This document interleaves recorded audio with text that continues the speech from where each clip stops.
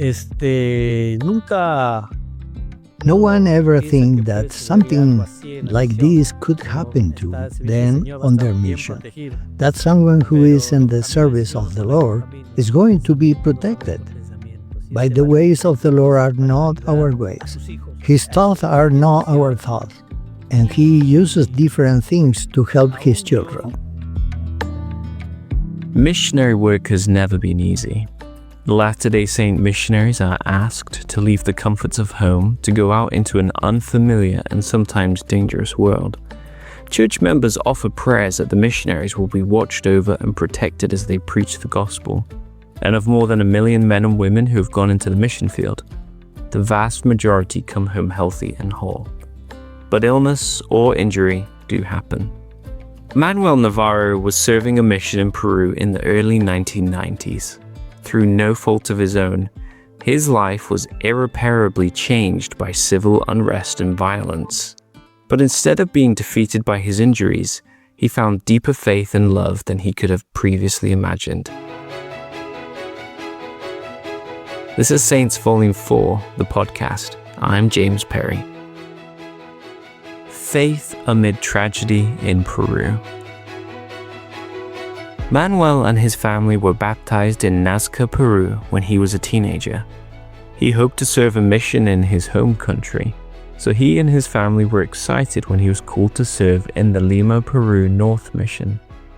In June 1990, a little more than a year after leaving home, he was serving in the city of Juarez. A branch had first been formed in the high mountain town in the 1960s, and the church was growing quickly there. Manuel and his companion lived with a Latter-day Saint family who treated them like they belonged. They were already one-time members, very active. The sister always treated us like her children. It was very nice in the house. Our room was very warm. Even though where us is cold, it was very warm. I feel very comfortable very quickly in that room. Manuel was excited about the work in the mission, but there were also things to worry about. At the time, political violence was on the rise in many Latin American countries. Church leaders took steps to keep missionaries safe. In Peru, Manuel and other missionaries kept early curfews and did no door-to-door contacting. The causes of the violence were complex, but hostility was often directed at institutions with strong links to the United States, like the Church of Jesus Christ of Latter-day Saints. Still, actual violence was rare, and Manuel did not feel afraid as a representative of the Lord. It never crossed our minds that they might actually attack us. We didn't think about it. Sometimes people would get on the bus who claimed they were terrorists. No one in the district was afraid of terrorists, even though Huaraz was a high-risk area. It was with that sense of relative safety that Manuel and his companion, Elder Guillermo Chuquimango, left an appointment one Thursday evening. The curfew was at 7 p.m., but they hadn't noticed the time flying as they talked with a family they were teaching. The two missionaries passed by a government facility as they hurried home. Days before or weeks before, I have noticed that near the place where we lived, there was a military detachment. But that was just one day that I thought about it no more. That night, about 7 o'clock, we were walking home, talking about the discussion we had had, which was a great family, very receptive, that we had just met. It was the first discussion, and it was very, very good. You could feel the spirit. When we arrived at the park near where we lived, and near the street that went to the military detachment, I noticed that two young men were pushing a Volkswagen Beetle. My first impression was that the car was damaged because the young men were pushing it. I even said, I'm going to help them. But then I said, no, they are young. It is in a small car and they're almost to the embassy. And they'll get this car started. No problem, right? So I keep going. I was still involved in the conversation with my companion, Elder Chuquimango. The next thing I remember was when I started to go up the sidewalk at the park. The car they had been pushing was now up on the sidewalk, and the young men were running away. They were already a block and a half away. I don't know if it was an impression Elder Chuquimango had, but he said, "No, car bomb." The car was almost a meter and a half away from us when he said that, and I turned around. The car exploded, and we were both thrown several meters backwards. I fell, and I felt a great pain in my liver, a lot of pain, a pain that wouldn't let me stand up. And after the explosion, there was total silence. I was complaining of the pain, but I didn't hear my companion, and I got scared. I thought something bad was happening to Elder Chuquimango because I couldn't hear him. Manuel's first concern was for his companion, and fueled by instinct and adrenaline, he tried to assess the situation, not thinking he himself might be hurt. I tumbled and he was practically covered by my body. The explosive wave threw him far away, and nothing happened to him. He runs toward home across the park. When he goes to enter the house, he realized that I was not following him. Then he goes back to the place where we had fallen, and he helps me to stand up. And hugging each other, we ran to the sister's home. And when we entered the house, her little son was there. He was afraid because he had heard a big explosion. When he saw me, the little boy screamed and cried. I didn't understand why.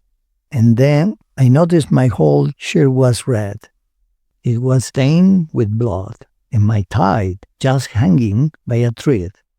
Wow, what happened to me? I guess I was in shock.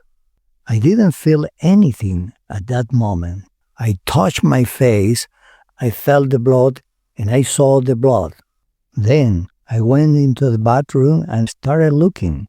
I thought I had a hole in my head, thinking that I might have a wound there, but I started to feel quite weak. Blood seeped from a deep gash under Manuel's right eye, but he still wasn't sure how badly he was hurt.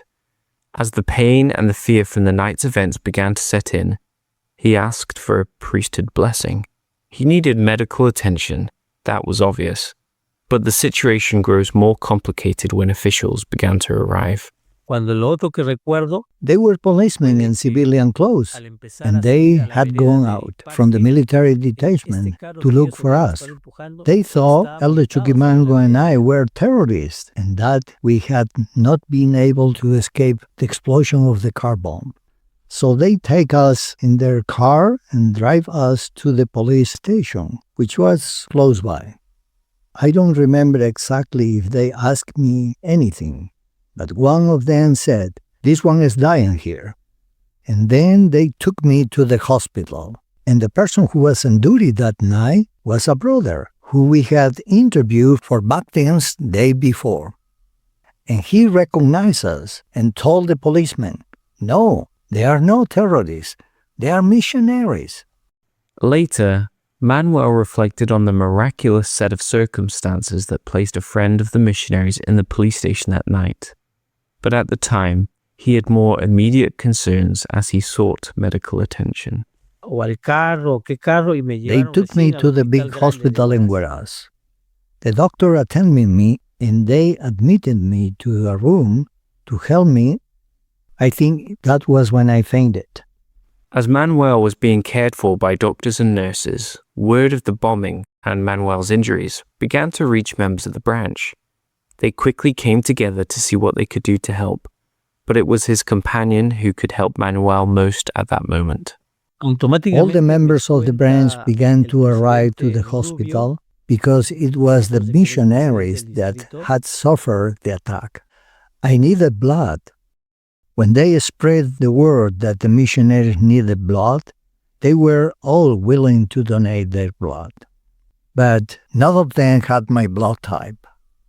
And then they turned to Elder Chuquimango, and he had O positive blood.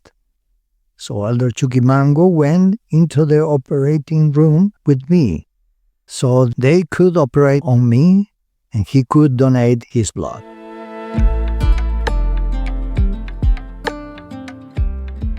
Soon after, doctors transferred Manuel south to Lima. As he began his long road to recovery, the mission president informed his family about what had happened. With tensions high in Peru, it wasn't safe for Manuel's family to travel to visit him. For 5 agonizing days, they had to wait for the violence to diminish before traveling to see him. Meanwhile, Manuel didn't understand much about his condition other than how miraculous it was that he survived the explosion. They traveled to Lima and arrived early on Monday. They thought the worst, right? Because it was a car bomb 1 meter away. My mom and dad said that when they came into the room, and when they saw me, and all I had was a bandage on my eyes. It was like, wow, there is practically nothing wrong with my son. Manuel was in the hospital for a month and a half. His right eye was badly damaged by the explosion, and ultimately he received a prosthetic eye. During that time and after, many people rallied around to support Manuel, including his fellow missionaries. Caring for his injuries was difficult, but there was also grace in the experience. One of them, a good missionary, helped me. He helped me mostly with daily cleaning around the eye socket. I didn't dare to see myself in the mirror without an eye. And he did that for the whole time we were together. I really appreciate it, because then I didn't have to do it. Then, little by little, I had to learn how to do it, because soon we wouldn't be together anymore. All the missionaries treat me normally. They didn't make me feel more or less. No, they all treat me the same, and that's something I liked. I never felt pity from anybody. They treat me the way I was before, normal. That also helped a lot. Although he was physically recovering from the explosion, the trauma stayed with Manuel for some time. He also had to adjust to his new circumstances. Every time he saw a badly parked car in the street, especially if it was a Volkswagen Beetle, he felt sudden fear and refused to walk by it. He also began to notice the way others perceived him and the physical scars from his injuries, which made adjusting to his new way of life even harder. People, especially children, just stared at me, so I knew that they saw something different in me. So, at the beginning was something that made me feel bad. And physically, I realized that I no longer had the same capacity of vision, even the simplest things. When we arrived at the chapel and tried to shake hands, which is common at church, I didn't know if their hands was higher or lower.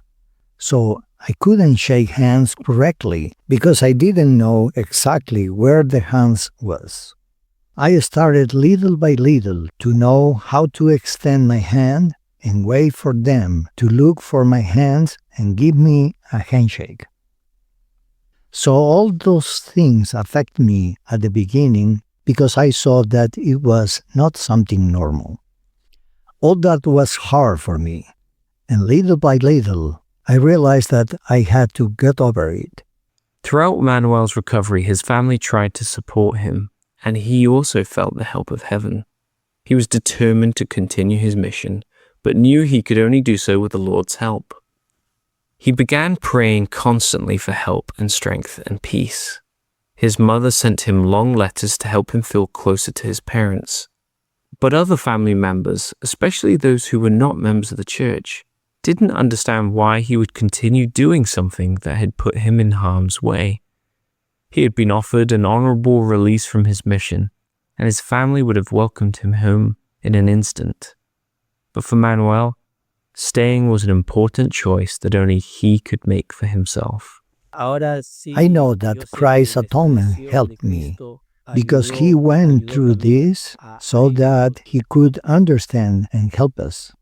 So, by clinging to that, to prayer, to Christ, and the gospel and the church, little by little, it helped me. I had to cling much more to God, much more to the things that I knew to be true. In addition to treating his immediate wounds and learning how to live with only one eye, Manuel had to address several complications from his injuries, requiring more trips to the doctor, more uncertainty, and more reminding of how his life had been changed forever. The continued support he got from his family helped him feel closer to them, and his testimony grew as he persevered. Through the healing power of Jesus Christ, he felt his trauma lessening day by day. He made the decision to continue serving, and he completed 2 years of faithful missionary service. Manuel's mission involved an unprecedented trial in the form of the car bomb, but he came to better know Jesus Christ and his ways as he continued to keep covenants and remained committed to being a disciple of Christ. As years have gone by, Manuel has only felt further convinced that there was a reason he experienced what he did. His faithful example is now being passed down the generations. The Lord's ways are not our ways. His thoughts are not our thoughts. And he uses different things to help his children. I think like that now. And even when I met my wife in the church, I was the one who helped her to go on a mission. My perspective never changed. The Lord still wants me here on earth for something. He left me for some reason. I am very happy when I see the young people here in my world preparing themselves. My son, I said, you're lucky that now you live at 18. I left at 19 in my time. I told him, son, going on a mission today is a privilege that you have to earn. Jesus Christ can help me because he went through something worse, right? He gave his life. Compared to me, it's nothing. As one began to study the gospel more deeply as to why the atonement was given and why the atonement had to be given, not only so we can repent, but so that he knows how we feel in every aspect. He knows how to help us because he has gone through all of this. For me to understand in that way and to know that he gave his life, wow!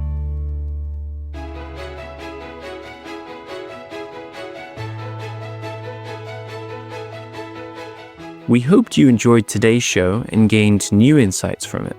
We'd love to hear your thoughts. Please feel free to send them to us at saintspodcast@churchofjesuschrist.org. Thanks for listening.